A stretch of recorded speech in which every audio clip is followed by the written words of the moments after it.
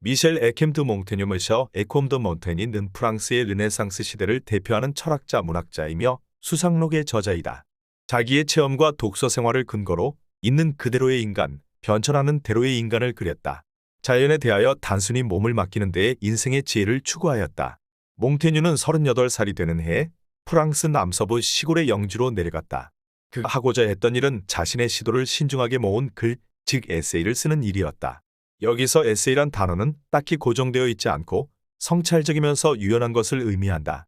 고전에 해박했던 몽테뉴는 삶과 죽음, 가르침과 배움, 지식, 인간 본성의 생물학적 측면에 대해 성찰하고자 했다. 그가 서재로 삼은 탑에는 인간 지식의 허약함을 말하는 그리스어와 라틴어 격언이 새겨져 있었다. 서재의 창을 통해서는 주변 구릉지대의 넓은 경관을 한눈에 볼 수 있었다. 몽테뉴는 자신의 사색의 주제가 대체로 자기 자신이라고 공언했지만 이는 대화를 활발히 이끌고자 하는 방편이었다.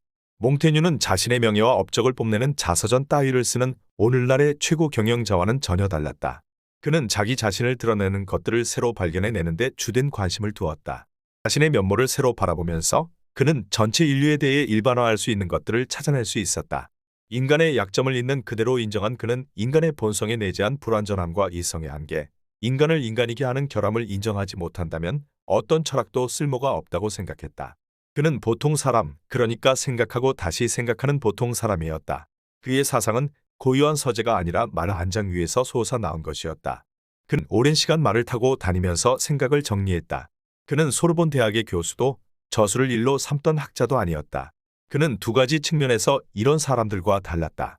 첫째, 그는 행동가였다. 그는 고등법원의 심사관으로 일하기도 했고 사업가였으며 보르도 시장도 역임했다. 이런 이력을 거친 뒤 은퇴하여 인생과 알매대하여 사색을 한 것이다. 둘째, 그는 반교조주의자였다. 그는 매력있는 회의주의자였고 불완전하되 고정관념을 고집하지 않았으며 성격이 분명하고 성찰적인 저술가였다. 무엇보다 그는 위대한 고전의 전통에 서서 인간이 되고자 한 사람이었다. 중세시대 피레네 산에 자리한 뭉타이유 마을은 이단적이고 괴벽스러운 사상의 중심지로 일찍이 그 유례가 없는 종교재판의 대상이 되었다. 이 지역은 또한 십자군 및 기독교와 이슬람교의 충돌을 다룬 이야기로 유명한 롤랑의 노래의 배경이 된 곳이기도 하다. 게다가 이 지역이 1490년대 스페인에서 추방된 유대인들과 16세기 프랑스에서 박해를 받았던 위구노파의 피난처였다는 사실을 떠올려보면 다양하고 좀처럼 보기 힘든 신앙의 본거지로서 그 명성을 충분히 상상할 수 있다. 1533년 이러한 접경지대에서 이지적인 반체제 인사 미셸 드 몽테뉴가 배출되었다. 그는 스페인에서 추방당한 유대인 출신의 후손이다. 몽테뉴가 자기 자신에 대해서 쓴 수백 쪽에 이르는 글 속에는 특이하게도 어머니에 대한 언급이 전혀 없다. 몽테뉴가 어머니와 사이가 좋지 않았다는 것은 분명했다. 어머니가 남겨놓은 사적인 문서, 즉 유언장을 보면 가족들과의 관계는 매우 불편했음을 알 수 있다. 또는 오랫동안 귀족의 지위를 누려온 아버지의 혈통에 더 관심을 가졌기 때문일지도 모른다. 그러나 그리 대단하지 않은 귀족 칭호와 함께 미셸이 태어난 곳이기도 한 영지를 사들인 것은 보르도 지방에서 청어와 와인 장사를 했던 성공한 증조할아버지였다. 할아버지는 소금에 절인 대구를 팔아번 돈으로 이 성을 1477년에 구입했고 몽테뉴의 아버지는 거기에 건물을 몇 채 더 짓고 경작지를 넓혔다. 그러나 몽테뉴가 유독 아버지에 대해서만 거리낌 없이 후한 평가를 했다는 것은 주목할 만한 사실이다. 아버지는 그 누구보다도 훌륭하고 관대한 분으로 형제가 두터운 가문의 출신이다. 그분은 근엄함과 온화함, 그리고 겸손함의 기품을 지녔다. 품위와 예의 바른 행동을 가장 중요시했으며 모든 운동에도 뛰어났다. 계단을 오를 때면 언제나 한 번에 서너 계단을 뛰어넘었다. 말수는 적었지만 능변이었다. 집에서는 성인의 버금가는 교양인들을 맞아들였고 그들의 이야기를 마치 현인의 말씀인 양채로 했다. 그도 관대하고 공공심이 깊은 영혼은 없었다. 아버지가 미셸을 위해 마련한 학습 계획의 핵심은 어린 미셸이 르네상스 휴머니즘의 가르침대로 고결한 생애에 필요한 최선의 모델인 고전의 조예가 깊도록 수양하는 데 있었다. 따라서 미셸은 6살 때까지 오직 라틴어만 배웠다. 아버지로서는 라틴어가 편했을 것이다. 그 자신이 스페인어, 이탈리아어, 프랑스어에 능숙한 언어학자였기 때문이다. 한편 아버지는 자신의 잣대를 온 집안 식구에게 적용했다. 13살이 되자 몽테뉴는 학교를 떠나 그 후 8년 남짓 젊은 귀족에게 어울릴 만한 교양 있는 교육을 받았다. 그런 교육을 어디서 어떻게 경험했는지는 알 수 없다. 예절과 전쟁의 기술을 가르친 여러 아카데미 중에 한 곳 또는 파리의 궁정에서 배웠을 것이다. 이 기간 중에 몽테뉴가 보르도나 툴루즈에서 법률 공부를 했다는 것은 확실한데 이로써 그는 사법권을 가진 행정장관으로서 공직 생활을 시작할 수 있었다. 몽테뉴가 자신의 인생을 전환시키게 될 중요한 결정을 하게 되는 37살까지 1550년대와 1560년대의 대부분을 행정장관으로 보냈다. 법을 다루는 직업을 택하게 된 것은 아버지 때문이다. 몽테뉴는 큰 불만 없이 이 직업을 받아들인 것 같다. 그의 사회적 지위와 자질로 인해 몽테뉴는 거주지에서 가까운 법원의 재판관으로 임명되어 1557년에서 1570년까지 임무를 수행했다. 그가 일한 곳은 지역의 최고 법원으로 프랑스의 최고 법원으로 꼽히는 8개의 고등법원 중의 하나인 보르도 고등법원이었다. 당시의 관직이 그렇듯 몽테뉴는 관직을 돈을 주고 샀고 은퇴할 때는 되팔았다. 이러한 거래는 형식에 얽매이는 위선적인 법에 대해 몽테뉴가 갖고 있었던 냉소주의를 확인시켜 주었다. 행정장관으로 일하면서 몽테뉴는 시시콜콜한 일상적인 업무를 비롯해 정치라는 더 넓은 세계를 경험했다. 이는 종교 전쟁의 시기였고 고등법원은 분쟁에 휩싸인 상태였다. 게다가 지역사회의 중요인물로서 파리의 궁정에 머물 때가 종종 있었다. 그러나 몽테뉴의 관심을 제일 많이 끌었고 훗날 그가 논평하게 될 교훈을 얻은 것은 법체계의 결함과 인간 행동의 약점들이었다. 10여 년 이상 법조계에서 생활하면서 어느덧 자신의 나이가 40살에 이르고 있다는 자각이 들자 몽테뉴는 자신의 삶의 방향을 완전히 바꾸기로 결심한다. 이것은 아우구스티누스나 루터, 그리고 고갱이 중년의 나이에 인생을 전환한 것에 비견할 만하다. 1570년 미셸은 자기 자신을 이해할 수 있는 시간을 갖기 위해 세상과 거리를 두기로 마음먹었다. 몽테뉴는 38세가 되던 해부터 삶과 문학에 대한 소박한 생각들로 수상록을 쓰기 시작했다. 이때 몽테뉴는 법학을 공부한 이유로 보르도 고등법원에서 참사관으로 13년을 근무한 후였다. 그러나 몽테뉴는 법과 정치의 음모에 신물이 났다. 법과 정치를 애초부터 좋아하지 않았지만 32세의 나이에 장질환으로 갑자기 요절한 절친한 친구의 죽음은 몽테뉴를 더욱 우울하게 만들었다. 몽테뉴는 만사가 귀찮았다. 모든 것을 그만두고 싶었다. 결국 몽테뉴는 고등법원에 사표를 냈고 옛 집으로 돌아가 은둔했다. 보로에서 동쪽으로 약 50km 떨어진 곳으로 도르도뉴 강두기로 포도밭에 둘러싸인 산허리에 우뚝 세워진 중세의 성이었다. 몽테뉴는 옛 탑의 벽에 라틴어로 은퇴를 자축하는 글을 남겼고 이 탑을 개조해서 개인용 예배실과 침실 및 서재로 꾸몄다. 성의 한켠에는 탑이 솟아 있었는데 그 탑의 3층에 있는 자신의 원형 서재에서 대부분의 시간을 보냈다. 그 벽이 세월의 무게를 이기지 못하고 심하게 훼손되었지만 벽에 남겨진 몇몇 구절은 아직도 뚜렷이 읽혀진다. 1571년 38세의 나이에 생일날이 기도한 2월의 마지막 날에 미셸 드 몽테뉴는 법원의 공적 업무에 넌더리가 난 까닭의 고향의 품으로 은퇴했다. 이제 이곳에서 나는 나에게 허락된 절반 이상 남은 삶을 조용히 모든 근심을 털어내고 살리라. 운이 허락한다면 그는 이 안식처, 조상이 남긴 즐거운 은거지에서 삶을 마치리라. 자유와 평온과 여유로움의 이 은둔지를 바치리라. 몽테뉴에게 독서는 삶의 커다란 위안이었다. 은퇴 이후로 독서가 나를 위로한다. 독서는 괴롭기 짝이 없는 게으름의 짓누름으로부터 나를 해방시켜준다. 그리고 언제라도 지루한 사람들로부터 나를 지켜준다. 고통이 엄습할 때도 그 정도가 매우 심하거나 극단적이지만 않다면 그 날카로운 예봉을 무디게 만든다. 침울한 생각으로부터 해방되려면 그냥 책에 기대면 된다. 몽테뉴는 새롭게 찾은 여유로운 시간에 글을 쓰고 싶어 했다. 그러나 그가 쓰고 싶었던 글은 당시 사람들처럼 종교에 관련한 것이 아니었다. 그는 완전히 다르고 새로운 글을 쓰고 싶었다. 여태껏 이 세상에는 존재하지 않았던 최초의 책을 쓰고 싶었다. 따라서 그는 수상록에서 이 새로운 문학적 형태를 아무것도 쓸 것이 없어 내가 얼마나 공허한 존재인가를 깨닫고 나는 나 자신을 주제로 글을 쓰기로 결정했다. 라고 설명했다. 그때까지 사색가라기보다는 행동가로 알려진 사람에게는 불가능한 시도인 듯했다. 그 자신의 설명을 빌리면 몽테뉴는 덤벙대고 수다스러우며 외향적인 사람이었다. 집중력을 오랫동안 유지하지 못했고 지루한 것을 견디지 못하는 사람이기도 했다. 사교적인 성향이었고 말을 타고 시골길을 끝없이 달리기를 즐겼다. 그와 같은 사람이 어떻게 서재에 틀어박혀 글을 쓸 수 있었을까? 그것도 자신에 대한 글을. 몽테뉴는 1571년에 갑자기 철학자로 변신했다. 이른바 중년의 위기였던 셈이다. 더가 우정을 나눈 친구 라보에티의 죽음에 큰 충격을 받았고 그 슬픔의 충격으로 그는 삶을 되돌아보며 남은 삶에서 무엇을 해야 하는지 생각하게 되었다. 몽테뉴는 중세 사상의 흔적이 사라져가는 시대에 살았다. 신학적이고 윤리적인 확신이 시들어가면서 르네상스와 계몽시대의 사상가들은 신의 계시보다 이성에서 새로운 진리를 찾아 나섰다. 몽테뉴는 중세의 위기에서 탈출하려던 최초의 인물로 난 다른 문제보다 나 자신을 연구했다. 이것이 내 형의 상학이고 내 물리학이다. 라고 말하듯이 이런 탐구의 중심에 우뚝 서 있다. 몽테뉴는 삶이 버거울 때면 커다란 서재를 갖추고서 논리적으로 생각하는 인간으로 살기보다는 동물로 살아가는 삶의 이점을 살폈다. 그리스의 철학자 피로는 언젠가 배로 여행을 하다가 사나운 폭풍을 만난 적이 있었다. 맹렬한 파도가 선박을 삼킬까봐 두려워 승객들은 모두 허둥대기 시작했다. 그런데도 한 승객만은 평정을 잃지 않고 평화로운 표정을 지은 채 구석에 말없이 앉아 있었다. 바로 돼지였다. 우리가 그렇게 높이 칭송하고 또 그것이 있어서 우리 인간이 스스로를 만물의 영장이라고 존중하는 이성이 인간에게 자리 잡은 것은 우리를 고문하기 위해서라고 감히 결론 내려도 괜찮을까? 만약 우리가 지식을 얻게 된 결과 그것을 얻지 않았다면 누릴 수 있었을지 모르는 평정과 안위를 잃게 된다면, 그리고 그 지식이란 것이 우리의 처지를 피론의 돼지보다 더 열악하게 만든다면 지식이란 것이 무슨 소용이 있겠는가? 그렇다고 미셸이 은둔자가 된 것은 아니었다. 그도 그럴 것이 10년 후에는 이탈리아로 장기 여행을 떠났는가 하면 1580년대에 보르도의 시장으로서 공직을 수행했고 나중에 왕이 된 앙리 4세가 법개혁을 추진했을 때 조언자 역할을 했다. 몽테뉴는 1565년 그보다 12살 아래인 프랑수아라는 젊고 아름다운 여인과 결혼했다. 그녀의 아버지는 명망 있는 보르도 가문 출신으로 몽테뉴를 사윗감으로 맞이했다. 몽테뉴가 알차면서도 바쁜 생활을 했다는 것은 분명하다.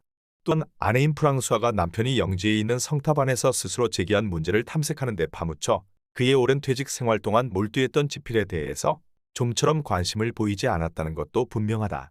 이러한 사실로 인해 몽테뉴는 결혼이 황금빛의 새장과 같아서 안에 있는 사람들은 밖으로 나오고 싶어하는 반면 밖에 있는 사람들은 안으로 들어가고 싶어한다고 간결하게 표현했는지도 모르겠다. 그러나 당시 몽테뉴는 인문 정신을 겸비한 법률가이자 시인이었던 절친한 친구인 보에티에 뿐만 아니라 동생과 존경했던 아버지, 그리고 2명의 자녀들을 잃는 등 죽음에서 헤어나지 못했다. 실제로 6명의 딸 가운데 오직 1명만이 겨우 몇 개월을 넘겨 살았을 뿐이다.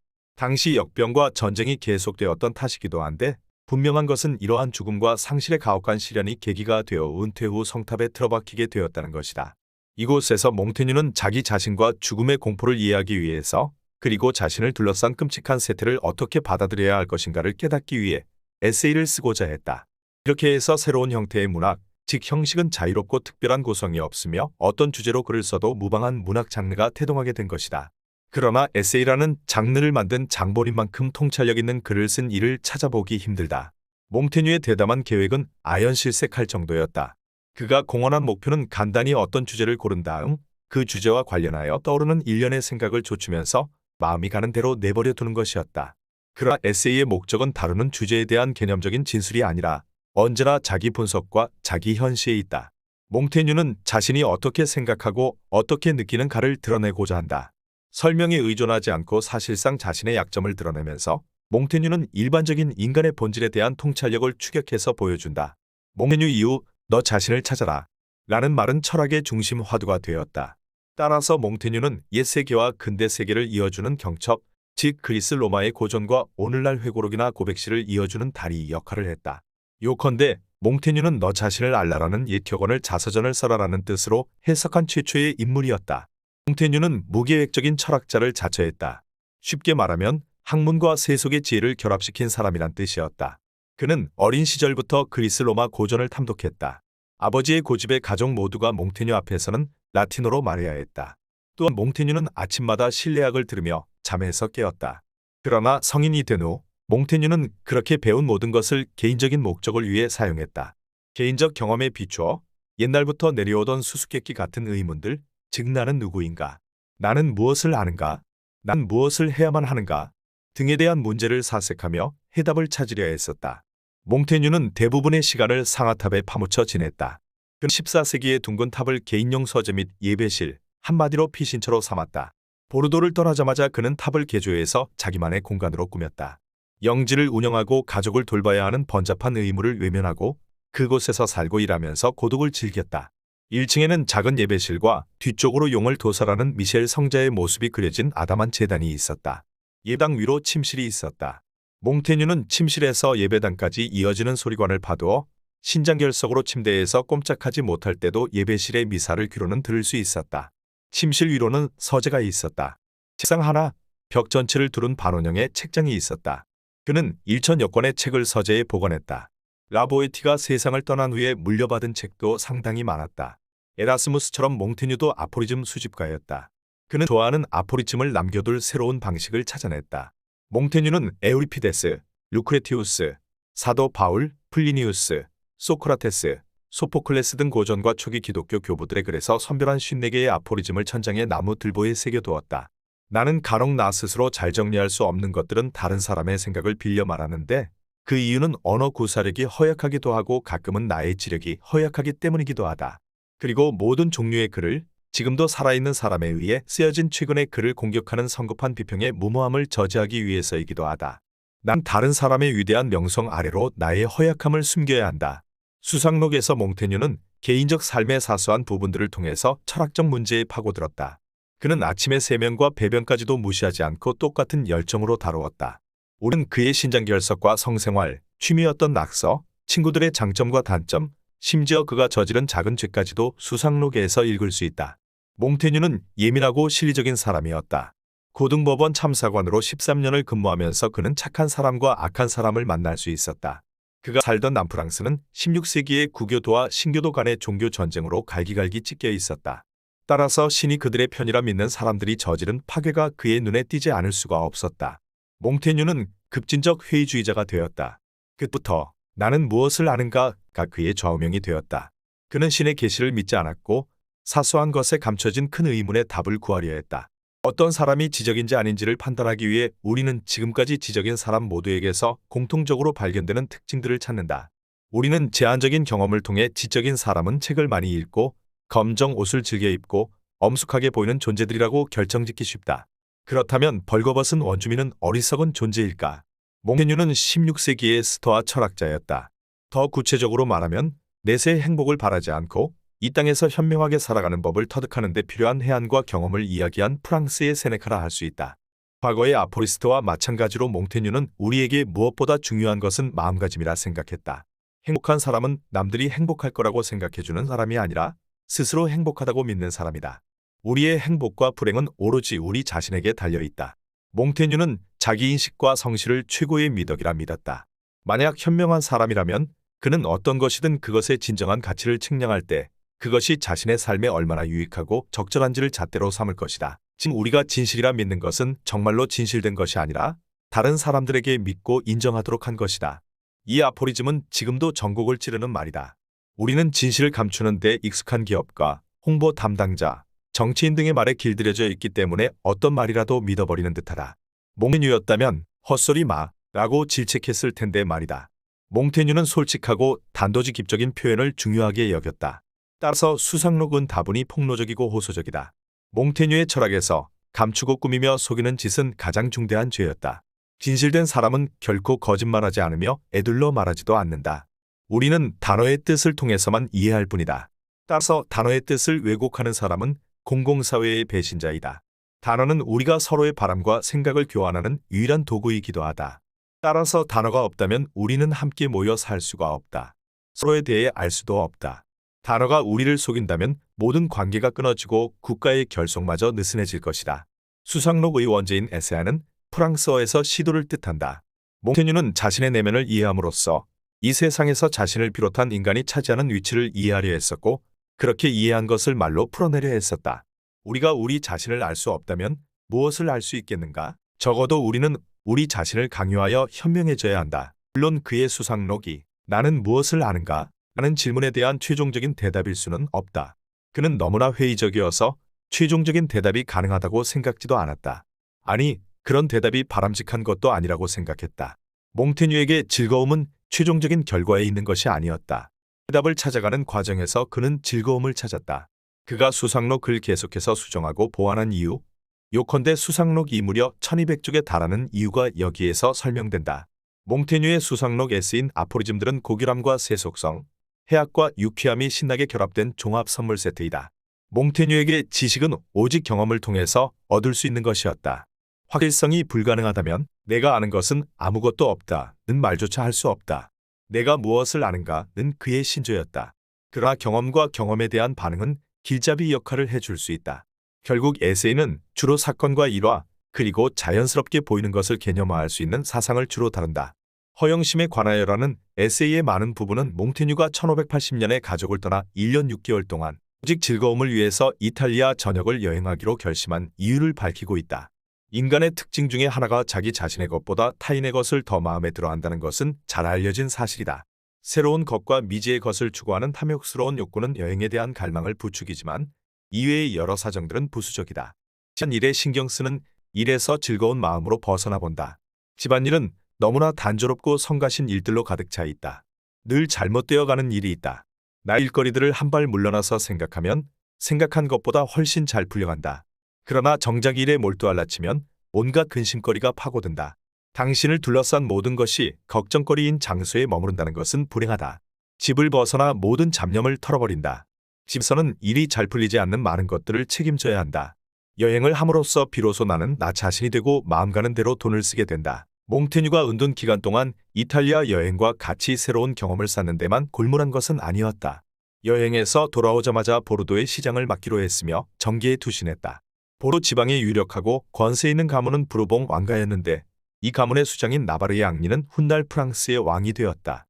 로마 가톨릭의 충성을 서약하고 궁정에서 한때 머물렀던 것이 인연이 되어 가톨릭 교도인 여왕 카트린 드 메디시스의 평화 유지 노력에 관여했던 몽테뉴는 1588년 신 국교 간의 중재에 힘써 달라는 여왕의 요청을 기꺼이 수락했다. 실제로 몽테뉴는 보르도의 시장직의 카트린과 앙림 모두 그를 추천한 것에 대해 자부심을 느끼고 있었다. 몽테뉴는 앞으로 1년에 걸쳐 계속될 임무를 띠고 파리로 향했다. 그러나 곧 파리의 정치적으로 과열된 분위기 속에서 자신의 중립자적 입장이 의심만 불러일으켰다는 사실을 알아챘다. 파리 가톨릭 운동의 지도자들은 몽테뉴를 위구노파인 앙리의 측근으로 간주하고 바스티유 감옥에 가두었다. 이때 카트린이 거세게 항의하자 4시간 만에 몽테뉴는 풀려났다. 당시 통풍을 처음으로 알았기 때문에 몽테뉴는 자신의 안위보다 건강이 더 신경 쓰였는데 이때의 에피소드를 다음과 같이 간략하게 표현했다. 처음으로 감옥을 경험했다. 풀려나긴 했지만 정의의 이름으로 그렇게 된 것이 아니라 운이 좋았기 때문이라고 생각한다. 56살의 중년인 몽테뉴가 무려 30살이나 더 어린 여성 숭배자를 만났던 것은 파리 체류 기간 동안이었다. 이 어린 숭배자가 있어서 몽테뉴는 1592년 사망할 때까지 4년여 동안의 여생을 즐겁게 보낼 수 있었다. 18세기의 문학을 좋아하는 여성이나 여성 문학가를 자처하는 블루 스타킹이었던 군에는 오래전 아버지를 여유였는데 몽테뉴에게 새로운 양부모 관계를 맺을 수 있도록 설득한 능력이 있는 인물이었다. 상류 사회에서 이러한 관계가 보편화되기 한 세대 전에 이미 그녀는 문학계에 심취한 좋은 가문 출신의 여성으로 특별한 사례를 만든 것이었다. 몽테뉴는 구르네를 자신의 저작권 유언 집행자로 지정했다. 몽테뉴 사후에도 구르네는 몽테뉴 집안에서 1년 넘게 머물렀고 수상록의 주요 편집자이자 대변인 역할을 맡았다. 고만 한 노인과 열정적인 젊은 숭배자 사이의 관계가 몽테뉴의 말년에 카탈한 위안이 된 것은 의심의 여지가 없다. 몽테뉴는 자신의 삶에서 건질 수 있는 마지막 교훈에 대해서 깊이 생각했다. 그러나 몽테뉴가 가장 소중하게 생각한 것은 한 개인으로서 그에게 주어진 자유였다. 자유만큼 소중한 것은 없다. 600권의 책을 썼던 로마 학자와 아리스토텔레스의 박학다식이 정작 그 자신들에게는 어떤 소용이 있었을까? 그것이 그들로 하여금 질병으로부터 자유롭게 했던가? 그것이 상식의 문지기에게 일어났던 불행을 덜어주었는가? 몽테뉴에 따르면 지혜는 의심에서 비롯된다. 모든 기존의 입장과 권위 있는 견해 또는 관습은 의심에 붙여져야만 했다. 행동과 느낌, 그리고 사고는 오직 자신의 내부에서 이루어져야 하며 외부적인 것은 결코 신뢰할 수 없는 것이었다. 영웅주의는 언제나 미심쩍은 것이었다. 몽테뉴는 만약에 소크라테스가 플라톤의 대화편에 나타나는 평판을 아직 얻지 못한 상태에서 더러운 망토를 걸치고 지극히 평범한 언어로 말을 하면서 마을에 나타나 대학의 학자들에게 다가갔다면 그 학자들의 과반수가 소크라테스를 높이 평가했을 것인지 궁금해했다. 영혼의 위대함은 신분의 상승이나 남들보다 앞서가는 것에 연연해야 하는 것이 아니라 자기 자신을 건강한 상태로 유지하고 억제하는 방법을 터득하는 데 있다. 위대한 영혼은 적절한 모든 것을 중요하게 여기며 고상한 것보다 온건한 것을 더 좋아함으로써 스스로 교양인임을 드러낸다. 이와 같은 삶을 훌륭하게 그리고 자연스럽게 영위하는 방법처럼 얻기 어려운 지식은 없다. 명성보다 덧없는 것은 무엇인가? 그것은 일시적으로 우리에게 명예를 건네주는 행운이다.